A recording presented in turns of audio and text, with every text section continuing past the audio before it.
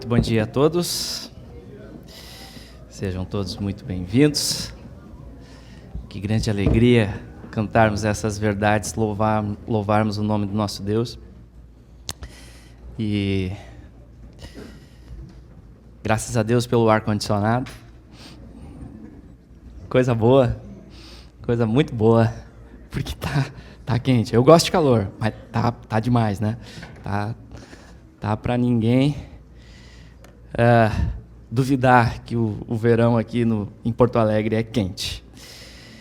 Mas é uma grande alegria estarmos aqui louvando a Deus, olhando os irmãos, abraçando os irmãos e termos a certeza dessas verdades que nós cantamos. E nós vamos continuar os nossos estudos. Alô, som. Vamos continuar os nossos estudos no Evangelho de João. Semana passada nós tivemos a introdução deste livro incrível, que, como vimos, tem como propósito maior apresentar em destaque as glórias do Filho de Deus, Jesus Cristo, e assim despertar a nossa fé, fortalecer a nossa fé para termos vida em seu nome. E hoje nós vamos estudar o famoso prólogo de João, que vai do verso 1 até o verso 18. E neste prólogo, o apóstolo João antecipa os temas principais que serão desenvolvidos por todo o Evangelho.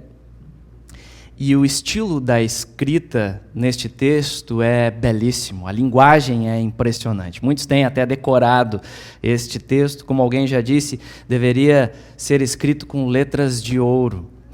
E neste prólogo, o apóstolo João, ele revela com uma profundidade incrível, inspirado pelo Espírito Santo, verdades maravilhosas a respeito da glória de Deus que é revelada em Cristo. Portanto, em nossa mensagem hoje, vamos meditar nestas verdades a respeito do Verbo de Deus. Que verdades podemos aprender a respeito da pessoa de Cristo? Esse será o nosso assunto hoje, mas para começar, vamos ao nosso Deus em oração.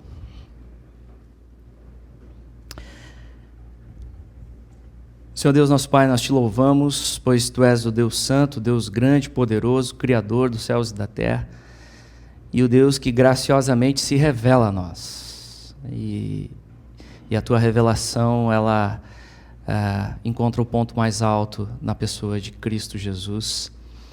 E nós estamos agora diante da Tua palavra, Senhor, neste prólogo de João, e rogamos a Tua graça, rogamos o Teu Espírito, ó Deus, para iluminar o nosso entendimento e contemplarmos as glórias do Verbo.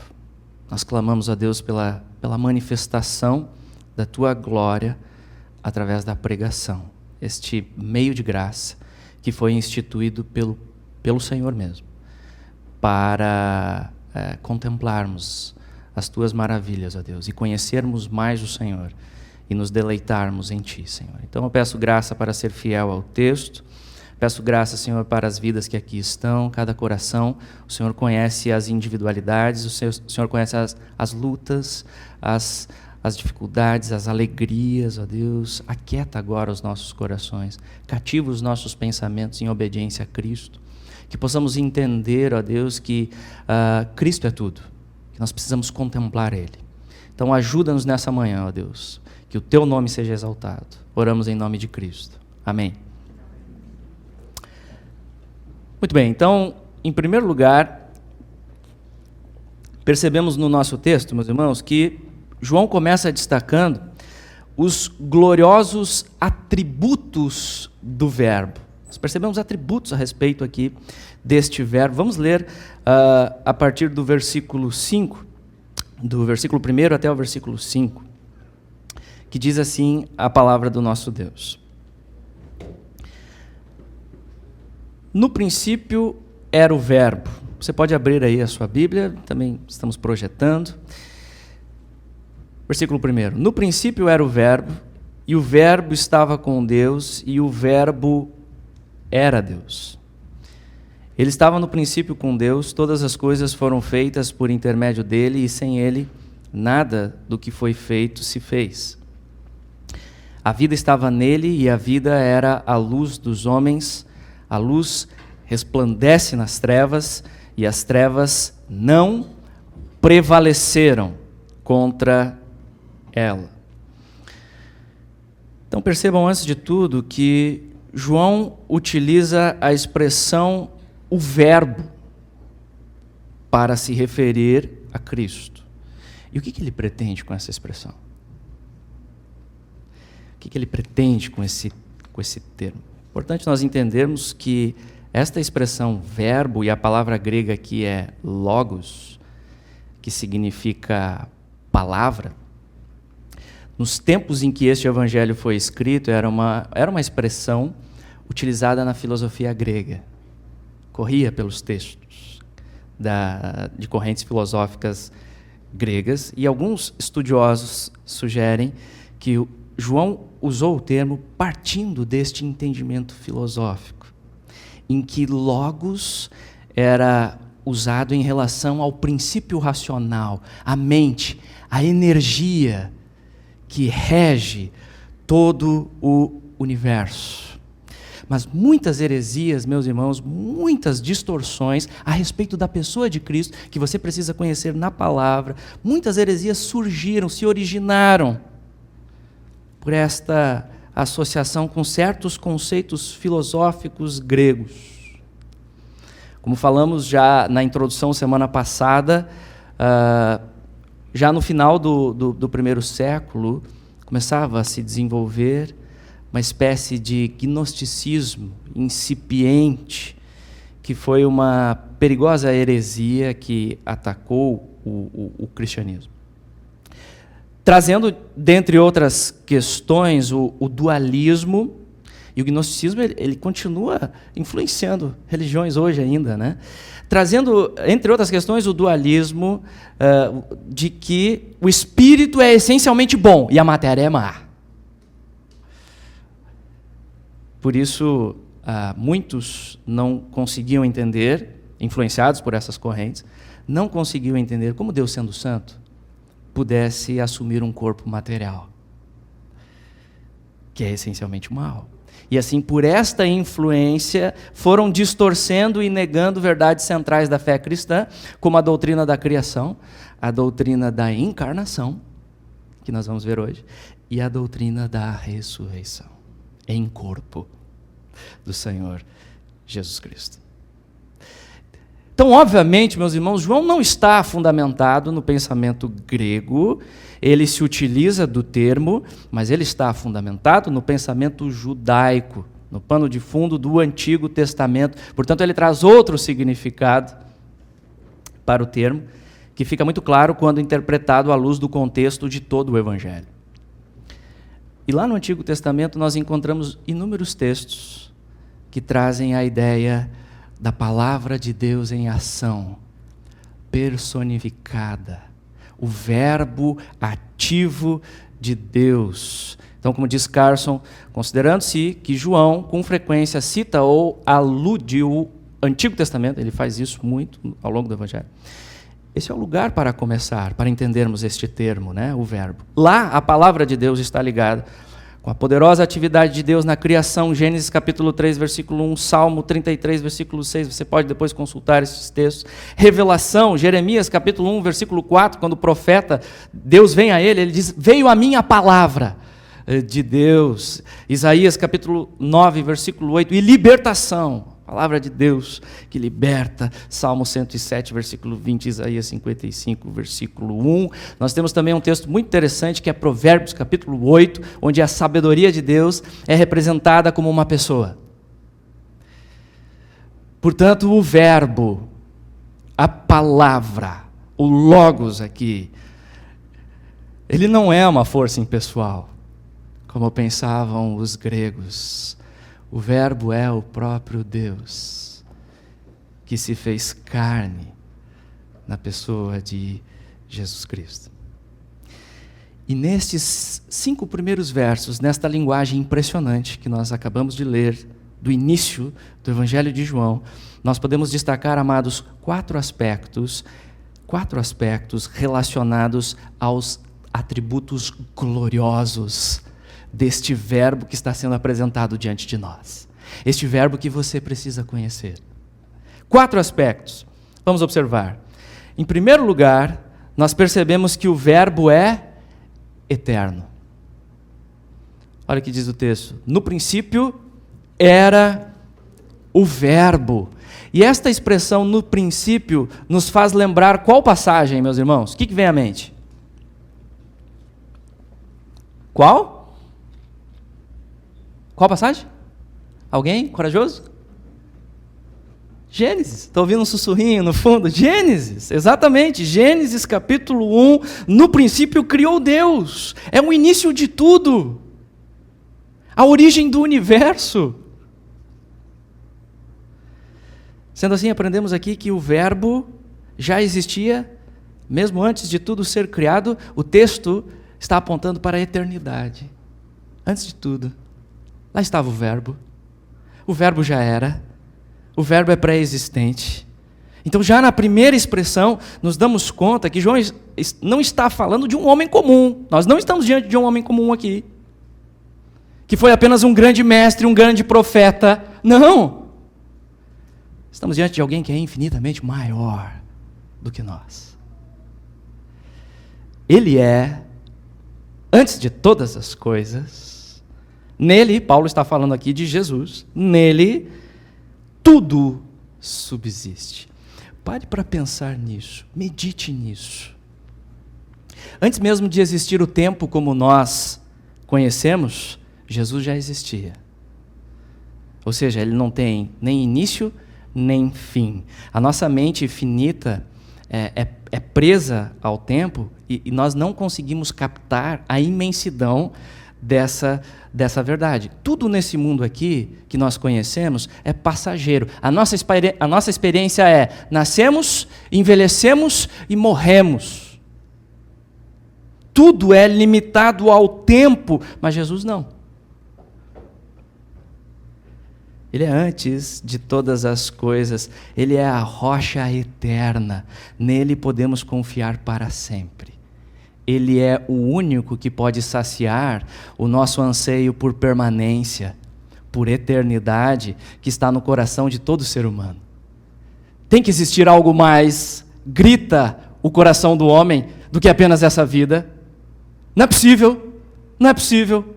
Eclesiastes 3:11 diz que Deus pôs a eternidade no coração do homem. Este anseio só Jesus pode suprir. Porque ele é o verbo eterno. No princípio era o verbo. Ele é rocha. Ele é eterno. Ele é imutável. Outro aspecto, amados, segundo aspecto que nós aprendemos aqui é sobre a divindade. O verbo é Deus. Acompanhem a leitura. E o verbo estava com Deus e o verbo era Deus. E aqui nós temos um mistério. Como que o verbo pode estar com Deus e ser Deus ao mesmo tempo? Já parou para pensar nisso? Como que o verbo pode estar e ser Deus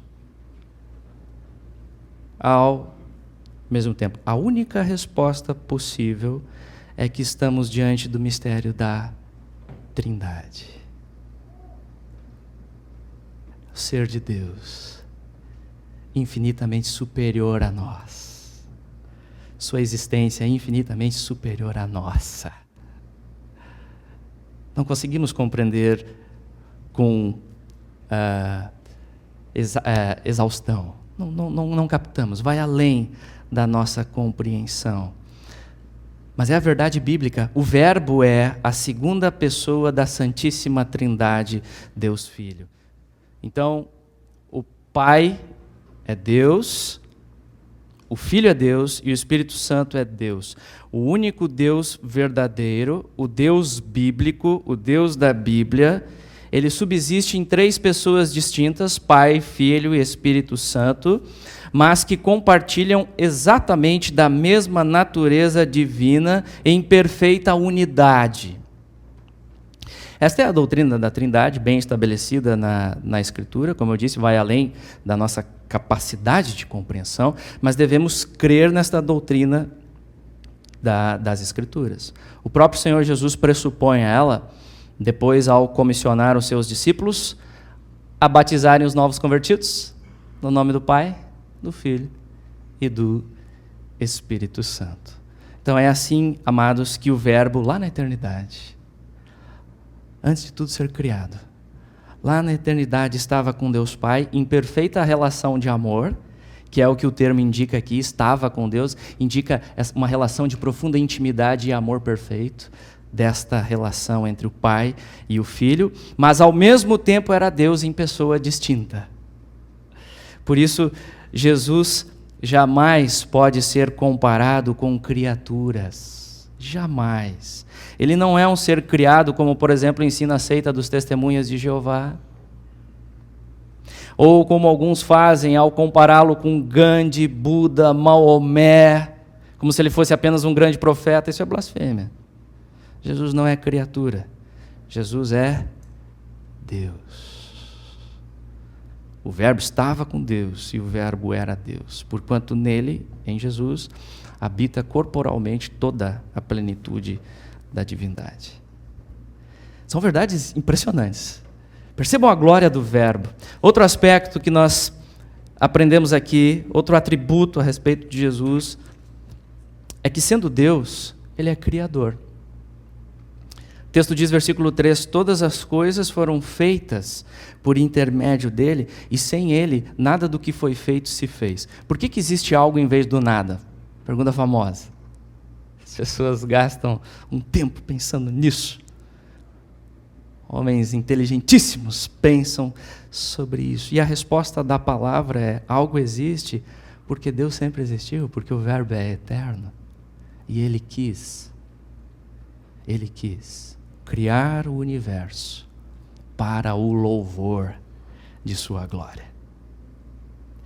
E percebam, o agente, o executor, aquele que trouxe todas as coisas à existência, foi exatamente o Verbo eterno, Jesus Cristo. Este é a imagem do Deus invisível, o primogênito de toda a criação, pois nele, em Jesus, foram criadas todas as coisas nos céus e sobre a terra, amados, não apenas as coisas visíveis, não apenas o mundo natural, mas o mundo sobrenatural, as invisíveis, sejam tronos, sejam soberanias, quer principados, quer potestades, tudo foi criado por meio dele e para ele. Percebam a glória do Verbo. Estamos diante de alguém infinitamente maior que nós. Tudo foi criado por meio dele e para ele. Mas vamos em frente, o quarto aspecto. O Verbo é o Salvador. Versículo 4. A vida estava nele e a vida era a luz dos homens. A luz resplandece nas trevas e as trevas não prevaleceram contra ela. O Verbo é fonte de vida. Fonte inesgotável de vida, fonte que não acaba mais, fonte de vida eterna que dissipa as trevas, dissipa. Então lá no início, lá na primeira criação, os irmãos lembram, lemos lá em Gênesis, havia trevas sobre a face do abismo, até que Deus disse, haja luz, e houve luz. Meus irmãos, da mesma forma, na nova criação representada agora aqui no texto de João, que se inaugura em Cristo e vai se consumar quando Ele voltar, as trevas já vão se dissipando pela gloriosa luz do Verbo. Trevas aqui dizem respeito à esfera espiritual e representam o mal, o pecado, a morte, o desconhecimento do Deus verdadeiro, ignorância a respeito do Deus verdadeiro, a incredulidade. É isso que trevas representam aqui. E amados, trevas neste mundo pós-queda em Adão, por vezes parecem prevalecer. Não é verdade? Neste mundo caído, mas não podem definitivamente, elas não podem prevalecer. Por quê? Porque o Verbo já triunfou na cruz. E ao terceiro dia ele ressurgiu vitorioso, ele ressuscitou dentre os mortos, em corpo, para nunca mais morrer. Por isso as trevas não prevaleceram. Elas, obviamente, não podem prevalecer contra este Verbo, exatamente porque Ele é eterno, Ele é Deus, Ele é Criador e Ele é o Salvador. As trevas não podem prevalecer. E esse Salvador triunfou, trazendo vida e dissipando as trevas. Você já deve ter presenciado a um nascer do sol. Você já viu um nascer do sol? Já parou um tempo para apreciar um nascer do sol? A cena é linda, na verdade. Se você está na praia, então, fica mais bonito ainda. Tudo está escuro, as trevas reinam, mas então de repente começa a surgir aquela enorme bola de fogo, emanando luz, e nós começamos a enxergar as coisas como elas realmente são. Grandiosa beleza. De maneira semelhante na esfera espiritual, nas vidas em que o Verbo de Deus se manifesta salvificamente, as trevas vão se dissipando. Os nossos olhos espirituais são abertos e nós começamos a enxergar as glórias de Jesus Cristo. Percebemos a nossa própria miséria de terríveis pecadores, mas ao mesmo tempo recebemos nova vida, contemplando o Verbo, olhando para Ele, contemplando as glórias do Verbo pela fé, em quem todas as coisas serão restauradas. Então, como diz o reverendo Riley, Cristo é para a alma dos seres humanos o que o sol é para o mundo. Ele é o centro e a fonte de toda a luz espiritual, calor, vida, saúde, crescimento, beleza e fertilidade. Como o sol, ele brilha para o benefício de toda a humanidade. Para grandes e pequenos, ricos e pobres, judeus e gentios, todos podem olhar para ele e receber livremente a sua luz. Você já recebe esta luz do Verbo? Você já recebe da vida dele? Você está contemplando a glória de Jesus? Você contempla? Você reconhece quem ele é, este Verbo glorioso? Você consegue compreender quem ele é? Medite nas palavras deste prólogo. É aqui que você contempla ele. Medite nestas palavras. Faça elas ecoarem na sua mente, no seu coração. Fique com elas.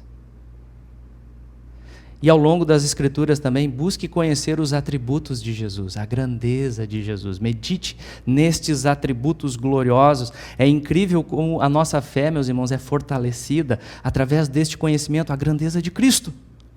Você tem vitória sobre as trevas quando contempla as glórias do Verbo. Você tem vitória. Para todas as lutas do dia a dia, e elas se manifestam das N maneiras, as dificuldades, as batalhas que temos, Cristo é tudo. É para Ele que devemos olhar. É para Ele que devemos correr. Este Verbo que se revela a nós. Avançando no verso 6, meus irmãos, João interrompe por um momento a descrição do Verbo para falar sobre aquele que testemunhou sobre o Verbo. Sabe que tem testemunhas para falar? João apresenta.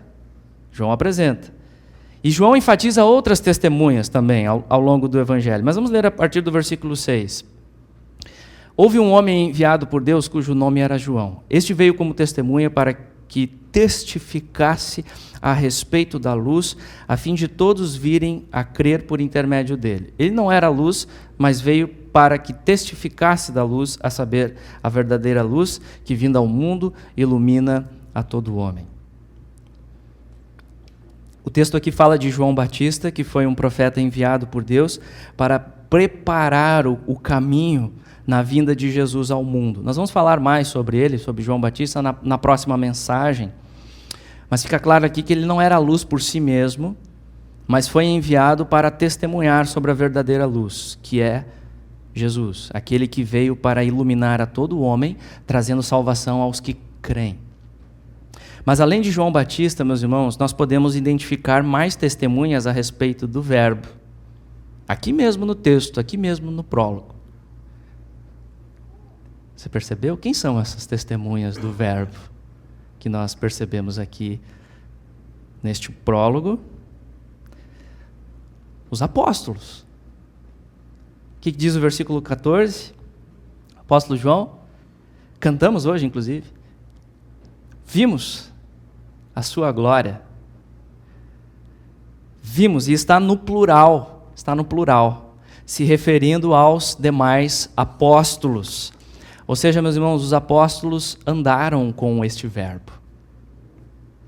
Testemunharam os milagres de Jesus pessoalmente, ouviram as palavras de seus lábios, viram ele ser morto, viram depois ele ressurreto. Não somente eles, mas dezenas de pessoas na época em que o Novo Testamento foi escrito. Além disso, os apóstolos foram transformados pela verdade do Verbo e eles morreram por essa verdade. Morreram defendendo esta verdade em relação ao Verbo. Por isso João enfatiza, nós o vimos, nós andamos com ele, nós tocamos nele, como vai dizer lá na primeira epístola. Lá na primeira epístola dele nós tocamos, ou seja, o Verbo é real. Por mais incrível que pareça, o Verbo é real e existem muitas testemunhas. E acima disso, meus irmãos, é o próprio Deus que confirma essa verdade, que dá o perfeito testemunho de quem é Jesus. Como o próprio Senhor afirmou em João capítulo 8, versículo 18, eu testifico de mim mesmo e o Pai que me enviou também testifica de mim. O próprio Deus testifica a sua verdade na palavra e o Espírito Santo confirma essa verdade no coração dos que creem. Eis a verdade de Deus. É o próprio Deus que autentica. E podemos então assim descansar plenamente nesta verdade por sua maravilhosa graça. Por isso, meus irmãos, os testemunhos que nós temos aqui, completamente fidedignos, estão todos registrados na Bíblia inspirada pelo Espírito Santo, para que eu e você possamos crer no Verbo de Deus. Então, se você se pergunta, como eu posso crer? Como que eu posso crer que Jesus de fato é este Verbo eterno, divino, Criador, Salvador? A resposta é, leia a Bíblia. Leia a palavra. Leia o Evangelho de João. A Bíblia diz, a fé vem pelo ouvir a palavra de Cristo. Leia e creia no testemunho de João Batista. O testemunho daqueles que andaram com Jesus, os apóstolos, tudo registrado aqui. E nisso tudo é o próprio Deus que testifica sobre o seu Filho amado Jesus Cristo, em quem devemos crer. Avançando na sequência, percebemos que João destaca as atitudes em relação ao Verbo. Olha o que diz a partir do versículo 10. O Verbo estava no mundo. O mundo foi feito por intermédio dele, mas o mundo não o conheceu. Veio para o que era seu e os seus não o receberam, mas a todos quantos o receberam, deu-lhes o poder de serem feitos filhos de Deus, a saber, aos que creem no seu nome, os quais não nasceram do sangue, nem da vontade da carne, nem da vontade do homem, mas de Deus. Percebemos aqui que existem apenas duas atitudes possíveis em relação a Jesus. Duas atitudes. A primeira é rejeição, descrença. Não dou valor nenhum. Tanto faz, tanto fez. Meu coração não está nisso. O texto diz, o Verbo que é o Criador veio para o mundo criado por Ele. Impressionante isso. Para o mundo que foi criado por Ele. Estava no mundo, mas o mundo não o conheceu. Em virtude do quê? Do pecado. Verso 11, veio para os seus, e se referindo aqui em particular aos judeus, aos líderes religiosos, a maioria dos judeus, mas de forma geral nós podemos entender aqui toda a raça humana, porque tudo é dele, Todos são seus, Ele é o Criador de todas as coisas, tudo pertence a Ele, mas os seus não o reconheceram como Deus, antes o rejeitaram e o crucificaram. E esta é a resposta natural do nosso coração pecaminoso. Isso é o que vem mais fácil de nós, da nossa natureza, é incredulidade, é rejeição. Não é apenas um problema de falta de entendimento, mas é um problema moral e espiritual. Não queremos nos submeter a este Deus. Nós preferimos servir e adorar a criatura no lugar do Criador. Isso explica a quantidade de religiões criadas pelo mundo. Dizem que existem mais de 10.000 religiões. O homem natural, morto em pecado, não quer se voltar para o único Deus verdadeiro, por isso adora qualquer outra coisa, pois foi criado para adorar, fomos criados para adorar. E se você não adorar o Deus verdadeiro, você vai se prostrar diante de falsos deuses. Então essa é a primeira questão, rejeição. Mas existe a outra atitude, que é exatamente reconhecer e crer em Jesus como o Verbo eterno, divino, Criador e Salvador. E os que creem nele são transformados pelo poder de Deus em legítimos filhos. Estão me ouvindo aí? Alan, acho que está um pouquinho baixo. Alô, 1, 2. Então os que creem são transformados em legítimos filhos. Versículo 12 diz, deu-lhes o poder de serem feitos filhos de Deus, a saber aos que creem. Notem, nem todos os seres humanos são filhos de Deus, todos são criaturas, mas verdadeiros filhos são apenas aqueles que creem no Verbo. E isso não é obra humana, nenhum homem pode produzir isso. É obra sobrenatural. O novo nascimento é obra sobrenatural do Espírito Santo, que é soberano sobre a salvação dos eleitos. Versículo 13, os quais não nasceram do sangue, nem da vontade da carne, nem da vontade do homem, mas de Deus. Portanto, existem apenas essas duas posições diante do Verbo. E eu pergunto, de que lado você está? Qual é a sua condição hoje? Com certeza você está em um desses lados. Não existe meio termo. Tem aqueles que dizem, eu não creio e nem aceito, prefiro ficar em cima do muro. Mas com isso você já está expressando a sua incredulidade, o pecado da incredulidade. De que lado você está?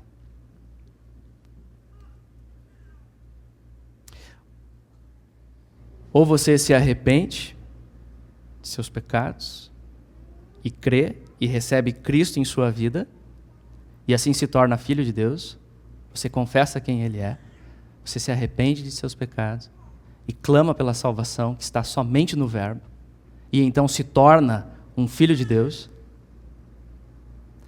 ou então você permanece descrente.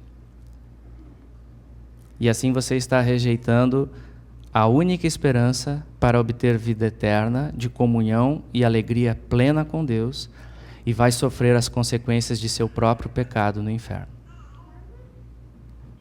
É isso que a palavra nos diz. Qual é a sua posição diante deste verbo? Não perca mais tempo. Busque conhecer este Jesus na palavra. Confie nele para a sua salvação. Isso é um milagre, como está escrito aqui. Nenhum homem pode fazer isso. Por mim mesmo, eu não posso abrir os meus olhos espirituais, sou cego. Por mim mesmo, eu não posso transformar o meu coração para crer, sou pecador. Mas uma coisa eu posso fazer. Uma coisa você pode fazer. Você pode pedir isso a Deus. Humildemente. Deus, abre os meus olhos Deus, ilumina o meu entendimento. Me faz crer na tua palavra, me faz crer na tua verdade. Eu não posso por mim mesmo, não posso. Abre meu entendimento. Deus, faz eu contemplar as glórias de Jesus Cristo na tua palavra. Saiba que esta é uma oração que Deus tem prazer. Tem prazer em atender quando feita humildemente de coração, por aqueles que realmente desejam se achegar a Ele, e como afirmou o verbo, o que vem a mim dessa maneira, de maneira nenhuma, o lançarei fora. Vá a Ele em oração. Vá a Ele. Conheça este verbo. E tenha vida no nome dEle. Se você tem dúvidas a respeito de sua salvação, a respeito do entendimento do Evangelho, a entendimento da cruz, porque nós somos pecadores, mas Jesus, este verbo que se fez carne, levou os nossos pecados na cruz. É o único que pode nos reconciliar com Deus. Quando confessamos a nossa natureza pecaminosa e a nossa esperança toda nele, confessamos que Ele é o Filho de Deus, que ressurgiu dentre os mortos, e nos rendemos a Ele, e nos submetemos a Ele, e queremos andar com Ele, na luz do verbo, Ele manifesta a vida. Então venha conversar, quero ajudar você na palavra ao final do culto. Mas essa oração, meus irmãos, ela não se aplica apenas aos não convertidos. Necessitamos também constantemente da iluminação do Espírito. Dessa iluminação do Espírito Santo, para conhecermos estas verdades a respeito do verbo e nos alegrarmos nele, e nos deleitarmos nele. Termos a nossa maior alegria nele, Jesus, como o maior tesouro do universo. Avançando, vamos observar então o desfecho deste incrível prólogo, em que João destaca a encarnação e a superioridade do verbo. Vamos ler a partir do versículo 14. E o verbo se fez carne e habitou entre nós, cheio de graça e de verdade, e vimos a sua glória, glória como do unigênito do Pai. João testemunha a respeito dele e exclama: Este é o de quem eu disse, o que vem depois de mim tem contudo a primazia, porquanto já existia antes de mim, porque todos nós temos recebido da sua plenitude e graça sobre graça. Porque a lei foi dada por intermédio de Moisés, a graça e a verdade vieram por meio de Jesus Cristo. Ninguém jamais viu a Deus, o Deus unigênito que está no seio do Pai, é quem o revelou. Então o texto nos diz que Jesus, o verbo, relembrando que é eterno, é também qual aspecto? Deus divino. Que mais que ele é? O verbo é? Terceiro aspecto que vimos lá no início, tudo foi feito por intermédio dele. Criador. E este Jesus que é Salvador, ele se fez carne. E como ensinam os outros evangelhos, foi concebido pelo Espírito Santo, nascido da Virgem Maria, e aqui estamos diante da extraordinária doutrina da encarnação. Deus resolveu se fazer homem. O Criador desceu até a sua criação. E o termo habitou entre nós aqui significa armou a sua tenda. A linguagem que lembra o tabernáculo de Israel, lá no Antigo Testamento. Local onde o povo se encontrava com Deus. Ou seja, amados irmãos, Jesus é o substituto do antigo tabernáculo, ele é o substituto do templo que apontava para ele. Nós hoje nos encontramos com Deus onde? Nele, em Jesus. Ele é Emmanuel, Deus conosco.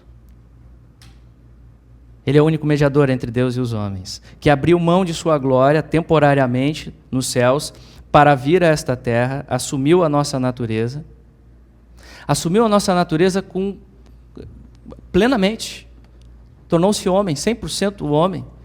Ele andou no mesmo chão que andamos, sentiu a dor que sentimos, sentiu o cansaço, sentiu o calor que sentimos, chorou, se alegrou. bebeu a água que bebemos, comeu a comida que comemos, assumiu plenamente a nossa humanidade. Ele abriu mão de sua glória temporariamente nos céus, porém sem pecado nenhum. Jesus não tem pecado nenhum. E assim, hoje, Jesus é plenamente divino e plenamente humano, e assim será para sempre. Para sempre nos céus. Este é o Verbo, amados. Este é o glorioso Verbo. Este é aquele que veio para trazer vida. Devemos conhecê-lo como o único mediador, plenamente humano. Por isso ele é o único que pode levar o castigo que Deus exigia pela desobediência. Lá em Adão. Se deste fruto comer, certamente morrereis. A desobediência exige morte, e morte eterna. Por isso que o nosso mediador, o Verbo, precisava vir em carne. Tinha que ser um homem para pagar a pena. Mas ao mesmo tempo Deus, porque só Deus sendo eterno para suportar o peso da ira eterna de Deus. Percebam a perfeição, amados, do Verbo. Por isso que Ele é o único que hoje pode ser o nosso substituto, lá na cruz, pagando a pena de nossos pecados. E pela fé nele, hoje nós temos perdão pleno.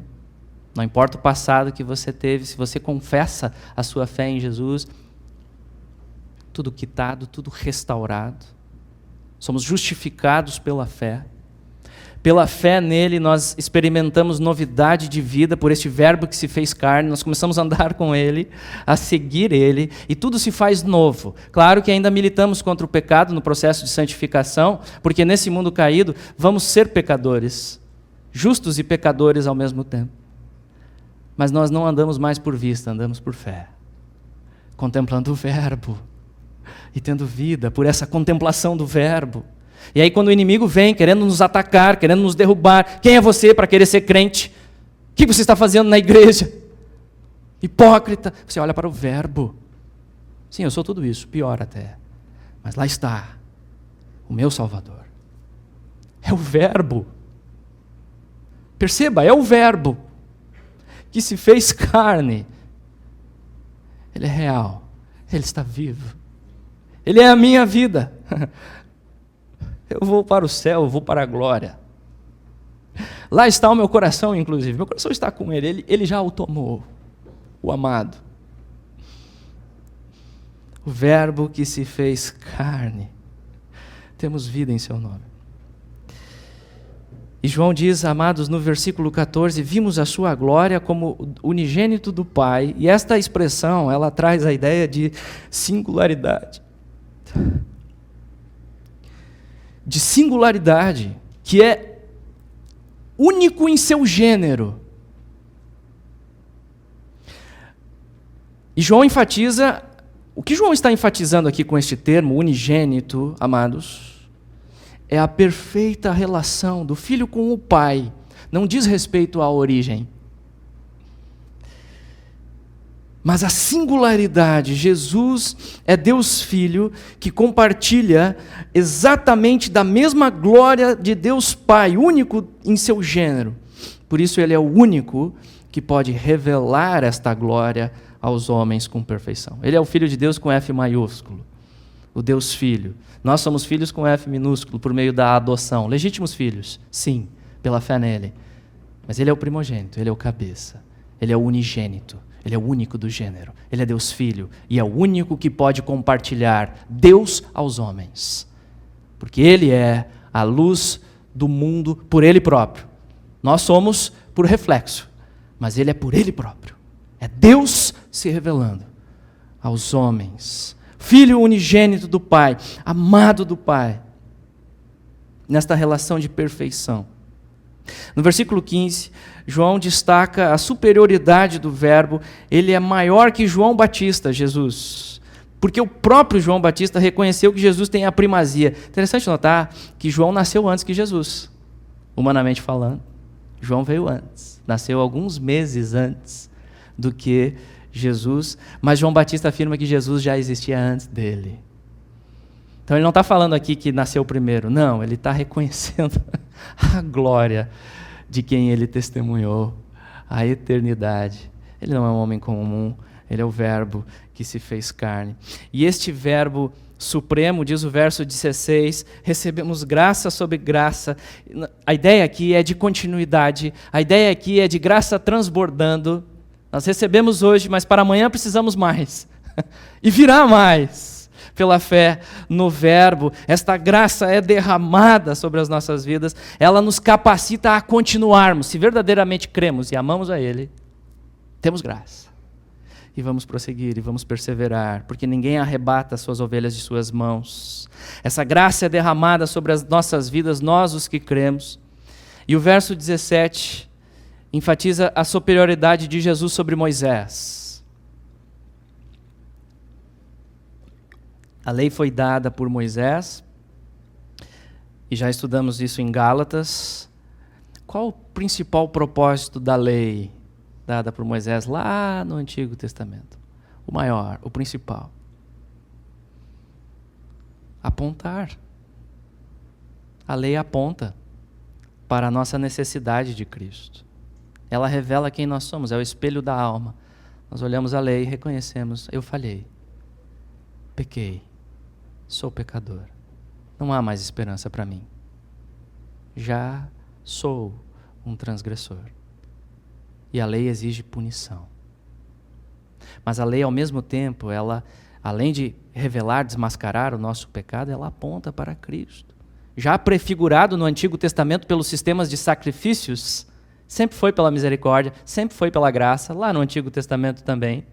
Pela fé no que viria, o Cristo prefigurado, o Cristo diante da revelação progressiva sendo apontado pelos sistemas de sacrifícios, a lei, os profetas, o Antigo Testamento apontando para Ele.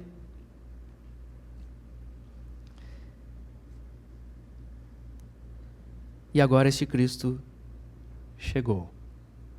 E é isso que João está falando. Chegou Jesus. Por isso a ênfase de João aqui, se formos comparar, comparativamente, graça e verdade revelada com a chegada de Cristo é muito maior do que nos tempos de Moisés. A graça plena chega com a vinda do Verbo. A revelação de Deus atinge o clímax, o ponto mais alto, em Jesus.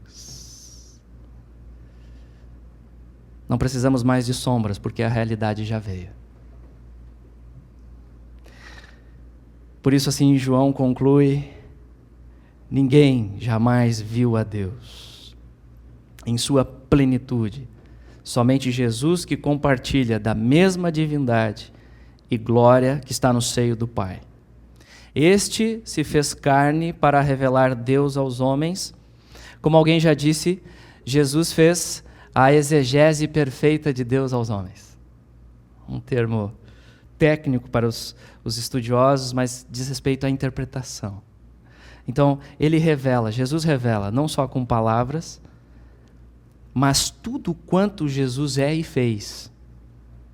Nos explica, nos interpreta quem Deus é e as obras que realiza em nosso favor.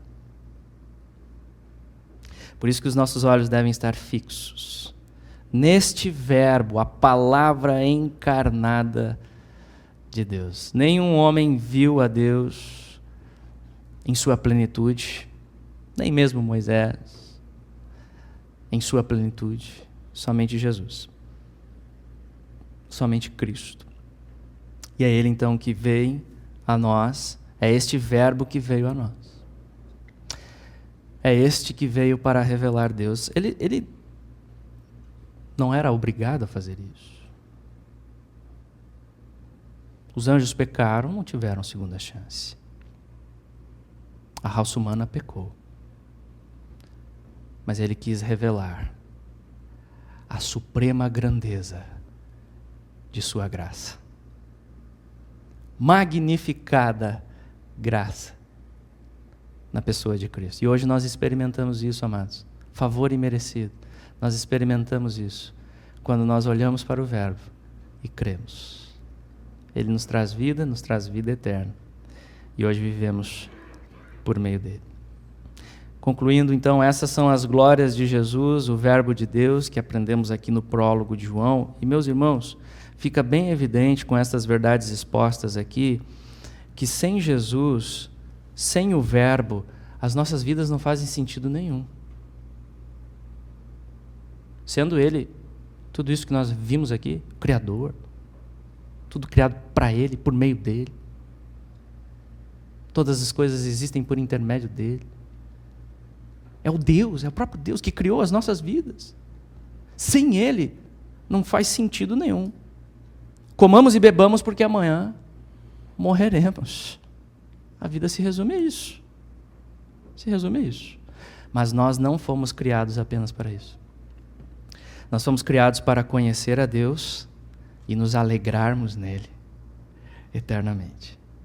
E isso só acontece quando nós olhamos para Jesus e reconhecemos que Ele é o Verbo eterno, o próprio Deus, Criador e Salvador. E eu encerro com as palavras do reverendo Riley. Notemos que o Salvador no qual o crente é convidado a confiar é nada menos que o Deus eterno, capaz de salvar cabalmente a todos o que por seu intermédio vem ao Pai. Ele pode salvar você completamente. Vá a Ele. Não duvide mais. Abandone essa rebelião. Vá. Você só tem acesso a Deus Pai por meio de Jesus, o Jesus da Bíblia. Vá a Ele. Ele que estava com Deus e era Deus, é também Emanuel, Deus conosco. Demos graças a Deus por nossa esperança estar firmada naquele que é poderoso. Salmo 89, 19. Em nós mesmos somos grandes pecadores, mas em Jesus Cristo temos um grande Salvador. Ele é a sólida pedra fundamental, capaz de suportar o peso do pecado do mundo, incluindo o meu pecado miserável e o seu. Aquele que nele crer não será de modo algum envergonhado. 1 Pedro capítulo 2, versículo 6.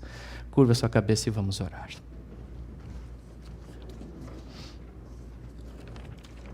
Deus Pai Todo-Poderoso, obrigado pelo Verbo.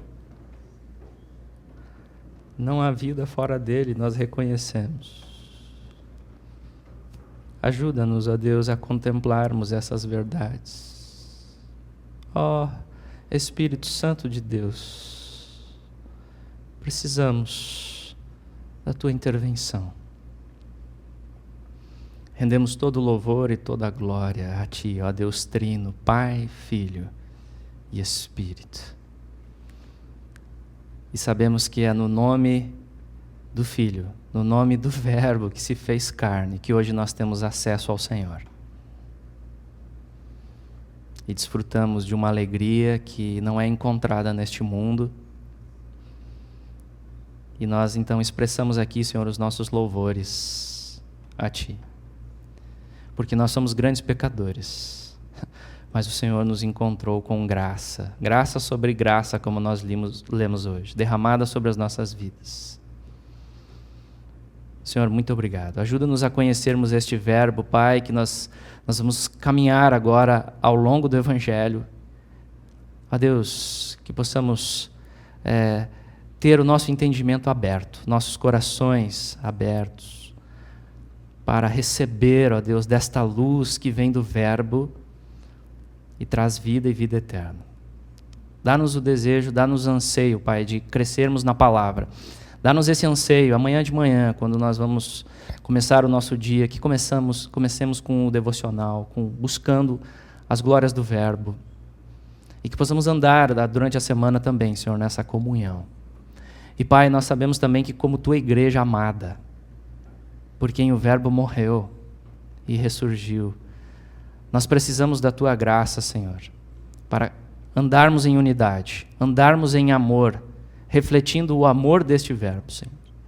Perdoa os nossos pecados, tem misericórdia de nós. E, ó Deus, faz-nos um, como o Senhor é um, no Teu próprio ser. Ó Deus, pedimos a Tua graça, Senhor. Abençoa-nos realmente, Pai. Todos os ministérios que nós temos, todas as atividades que nós temos como igreja, Pai, sonhos e projetos, local próprio, ministérios, reuniões das mulheres, dos homens, oração. Pai, colocamos tudo diante de Ti, que tudo sirva para exaltar o Verbo e termos vida no nome dEle. Assim nós oramos e agradecemos, Pai, em nome de Jesus. Amém.